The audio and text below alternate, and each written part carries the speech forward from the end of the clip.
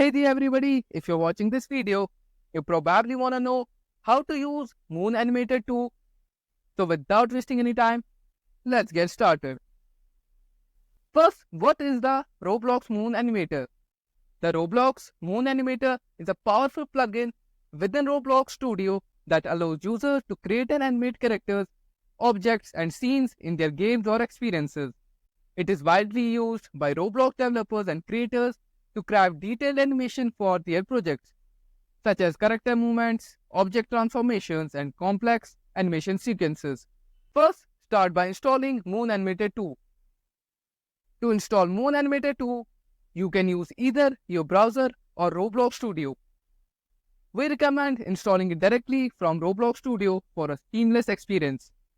Now, to insert a character, go to the Plugins tab and click on Character Inserter and choose your desired character.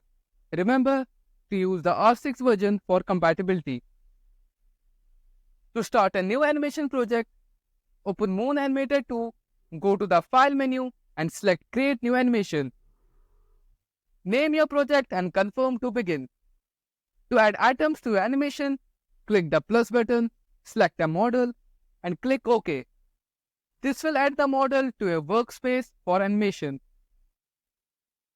To animate an object, select the part you want to animate, like the head of a character.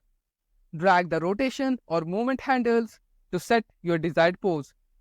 Use the auto keyframing feature to add keyframes automatically or manually. Add keyframes using the numpad plus or is equal to keys. Keyframe is crucial for precise movements. Select the part, adjust its properties, and manually keyframe its keyframe.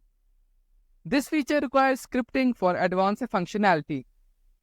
You can use Attach to Part for complex animations and filmmaking. Ensure that faces aren't covered by masks and use keyframes to edit the attachment properties. To make your animation smooth and lifelike, use easing. Select a keyframe, choose an easy type and confirm. Apply easing to C-frame animations for even smoother results. If you encounter any issues or need more detailed instructions, feel free to leave a comment. And that's pretty much all about how you can use Animator 2. Well, I hope you like this video. Thanks for watching. Bye-bye, and I will see you in the next one.